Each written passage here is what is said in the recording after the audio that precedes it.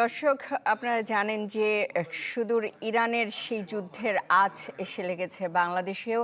জ্বালানির জন্য মানুষের হাহাকার দেখা যাচ্ছে। জ্বালানির জন্য রাজধানীর ফিলিং স্টেশনে আজও ভিড় করেছেন অনেকে। এ বিষয়ে জানাতে তেজগাঁ থেকে সরাসরি যুক্ত হচ্ছেন সহকর্মী শফি মাহমুদ। মাহমুদ, বারবার বলা হচ্ছে যে আমাদের তেলের জ্বালানির ওই সংকটটা নেই, তারপরেও মানুষের ঢল দেখা যাচ্ছে ফিলিং স্টেশনগুলোতে। আজকে কি চিত্র দেখছেন?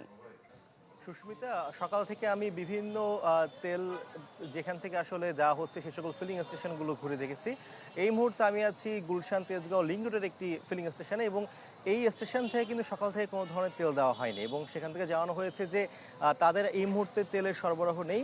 বিকেল নাগাদ তারা একটা গাড়ি তেল পাবেন, এবং সেখান থেকে বিকালের পরবর্তীতে তারা আসলে তেল দিতে পারবেন। এবং ইতোমধ্যেই কিন্তু এই স্টেশন থেকে তেল নেবার জন্য ঢালাইয়ে দৃঢ়তা, নির্মাণে নিশ্চয়তা, প্রিমিয়ার সিমেন্ট, ঢালাইয়ের রাজা। দীর্ঘ একটি গাড়ির সারি তৈরি হয়েছে, যারা কিনা সেই সকাল থেকে ভোর থেকে আসলে বলা যায় তারা অপেক্ষায় আছেন, এবং কেউ কেউ বলছেন তারা সেহরি করে বের হয়েছেন তেল নেবার জন্য, কিন্তু আসলে কয়েকটা স্টেশন ঘুরেও তারা তেল পাচ্ছেন না।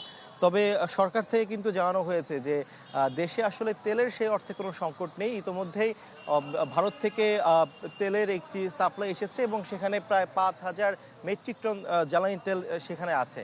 অর্থাৎ এমনিতেই তেলের সংকট নেই, তার উপর যেহেতু সাপ্লাই বন্ধ নেই, সেই অর্থে আসলে সংকট তৈরি হবার কোনো কথা ছিল না। কিন্তু আমরা দেখতে পাচ্ছি যে আসলে বিভিন্ন স্টেশনগুলোতে যানবাহনের দীর্ঘ সারি তৈরি হয়েছে, এবং তারা বলছেন যে তারা যেই ধরনের ডিমান্ড করেন, অর্থাৎ যে পরিমাণ তেল তাদের দরকার হয় সেই পরিমাণ তেল তারা পাচ্ছে না, বরঞ্চ এর ফলে তাদেরকে প্রতিদিনই আসলে 2-1 বার করে তেল নিতে হচ্ছে।